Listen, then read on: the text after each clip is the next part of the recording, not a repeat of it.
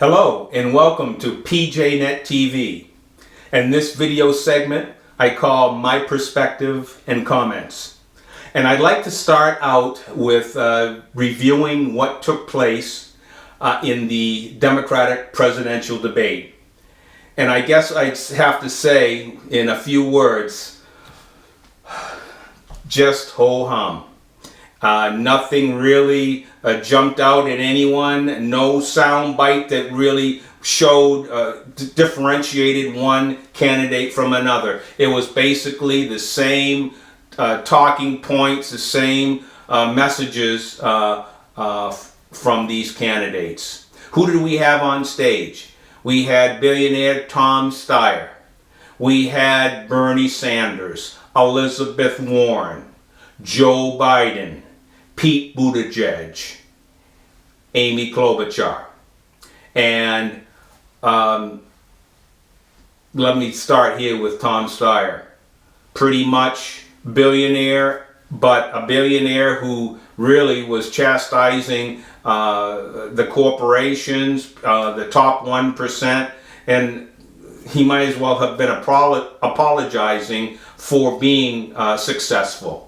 And what surprised me the most is he was every other word out of his mouth was, I agree with Bernie and Elizabeth. So I'm wondering where his head is at, and maybe he's switched sides from capitalism and he's going full-throated socialism. But his big thing was the environment, Green New Deal, and that is being his emphasis on everything. We had Bernie and Elizabeth, same messages, corporations bad, greedy individuals in those corporations, and we need to tax them, and the top 1%, Elizabeth Warren, is coming after you and looking to take every dime that she can get. And basically the health care, same deal. She's going to pay for everything through that top 1%. Joe Biden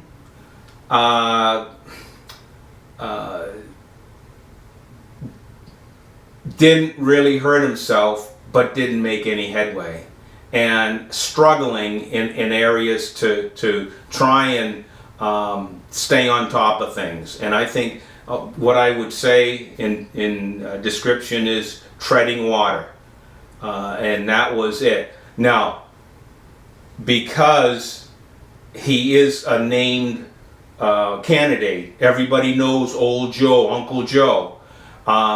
He may still be at the top of the ticket, but there's a struggling that's going on there, and people are saying, is he going to is he someone that's going to stand up against President Trump toe to toe? And I think there's more and more people, and I think as the debates go on, that might be a more voiced question / concern.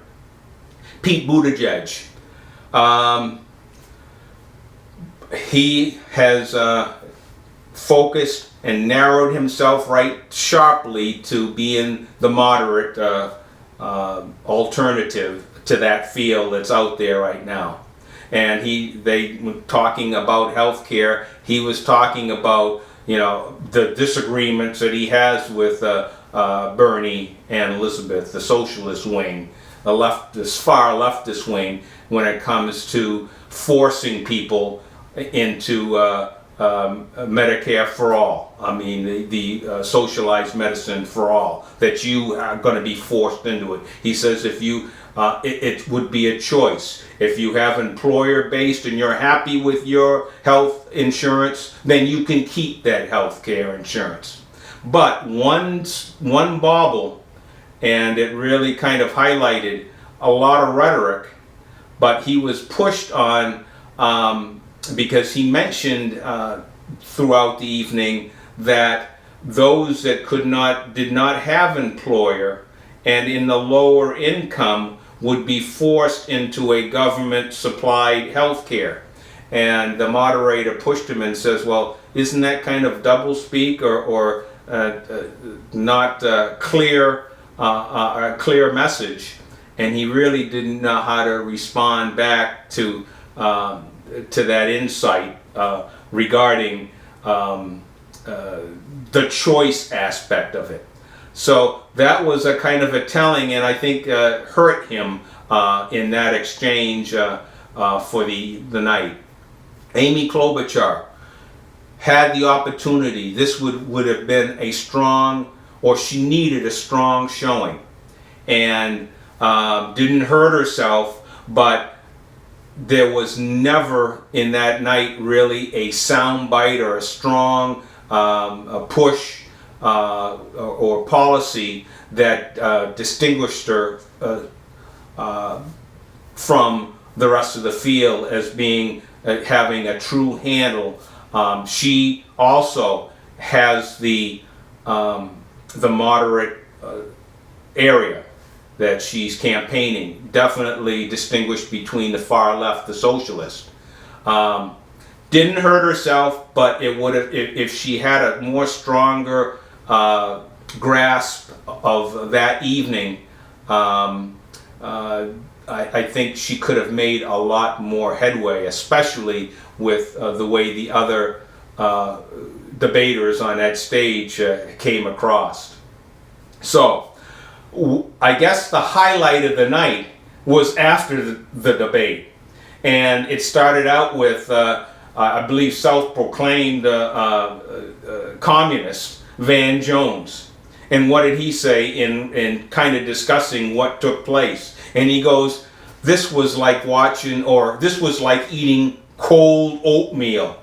He goes, those candidates on the stage, if that's what we have to go up against Donald Trump, we're going to get beat and beat bad. And this is from someone who's a far left who wants to get a Democrat back in the White House. And he didn't pull any punches. Van Jones is now a CNN contributor. And he said that there was no energy in the room. And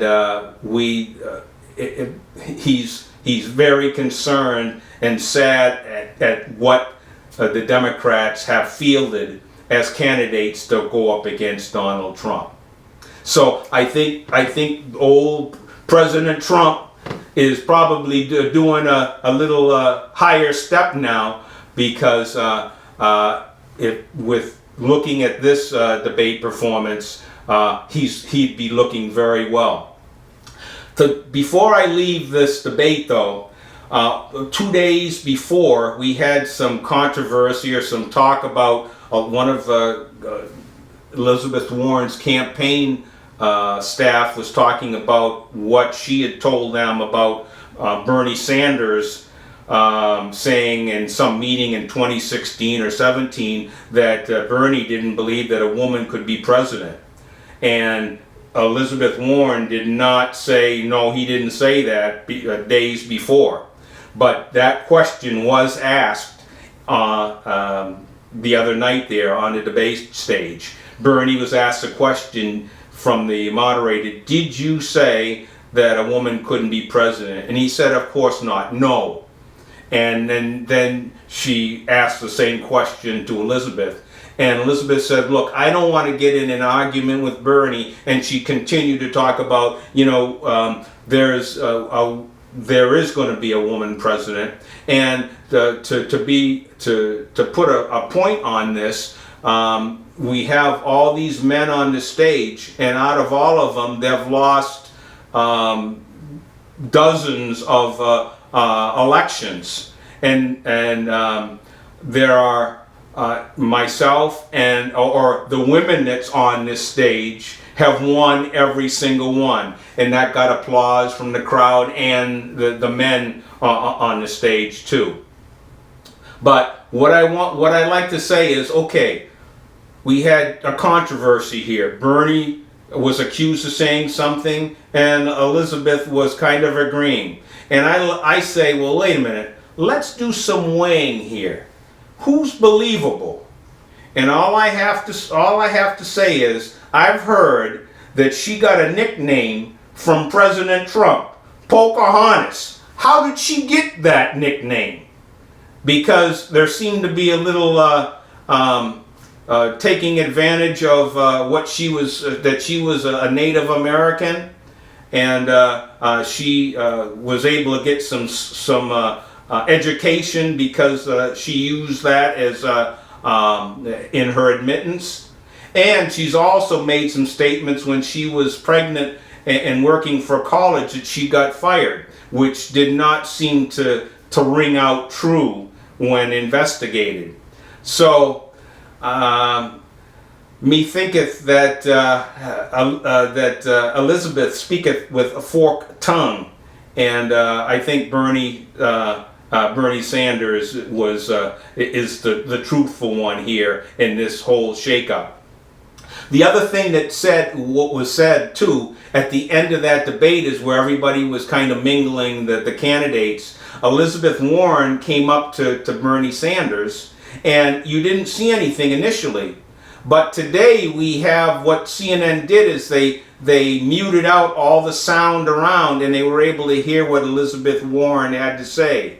And she said, do you realize, talking to Bernie, do you realize that you called me a liar on national TV? And, Bernie said, look, kind of said, what are you talking about? And just at that point, Tom Steyer comes up and says, hey, Bernie, I'd like to talk, I'd like to, say something to you. I know you're in the middle of something right now, but the bottom line is Elizabeth Warren was really upset with Bernie.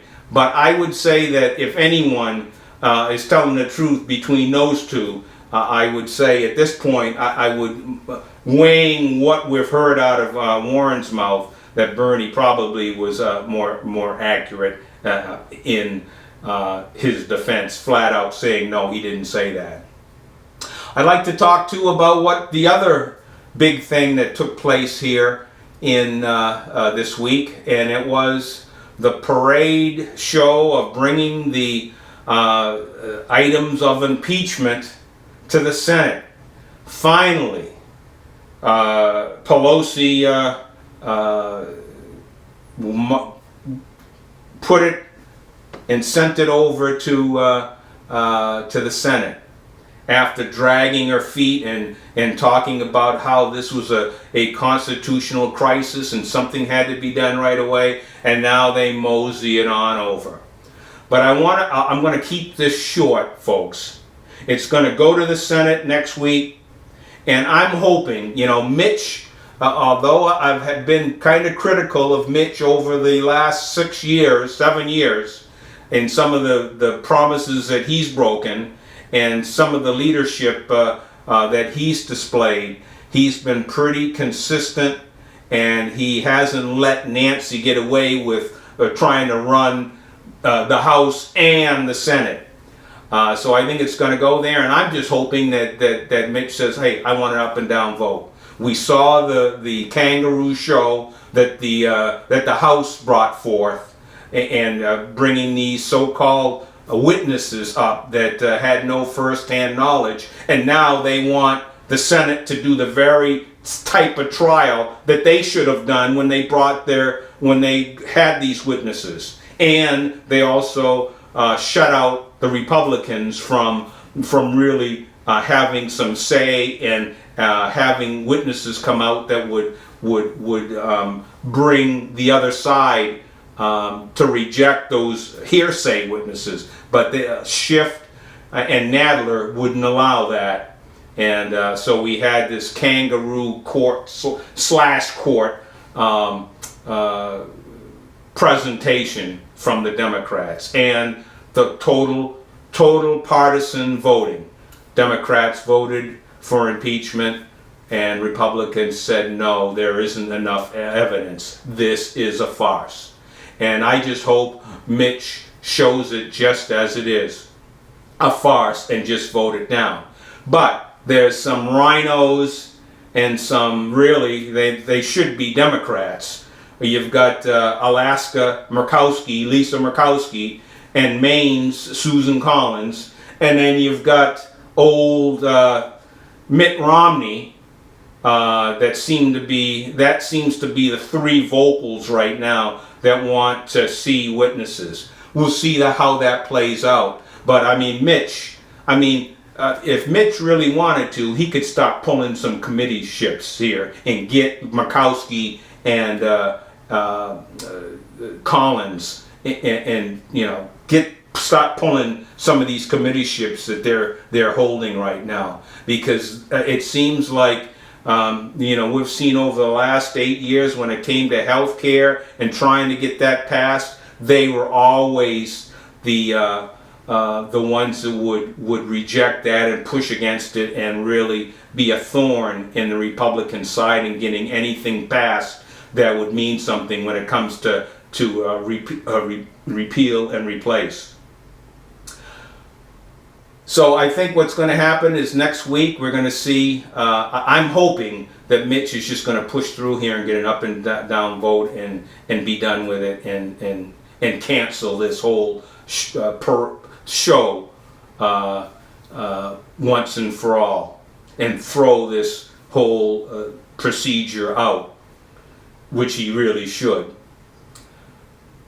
I want to talk about something that's been a concern of mine, and it's been frustrating me, and it has to do with President Trump and his presidency, because it's negatively affecting his presidency.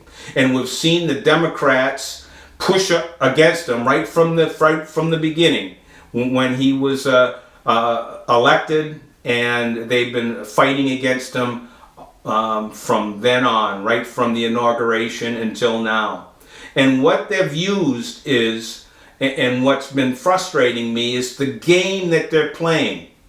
The Democrats, although we had the presidency, we had the House, we had the Senate, when a president was first elected, the Democrats didn't give up, and they've been resisting and really not. They're not for anything that Trump's trying to do when it comes to the wall, when it comes to the economy, and when it comes to making America great again. They're even against that. But what's happening right now over the last 2 years, what we've seen is the game that's being played. It's like when you flip the coin and you flip it and do this. What the game that the Democrats are playing is, heads, I win, tails, you lose. Now you might ask, how so? Because what happens now is President Trump has been trying to get some controls over illegal immigration and deporting those that come here illegally. And what's the first thing that happens when he brings something forward to correct that? Within 24 hours to 48 hours, you've got a lawsuit that's filed, and they've got so many judges out there that they can go to get an injunction to stop it, and that's what's been going on year after year. And what frustrates me is that when Trump makes a move to help secure our border and to keep Americans safe, we have this injunction or this lawsuit, and what happens? It eats time up.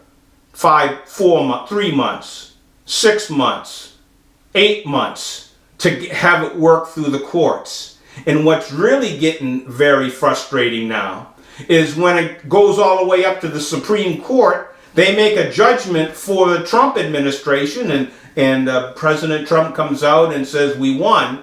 What happens? He brings another, President Trump brings something else to make an improvement, and a lawsuit comes down again, an injunction.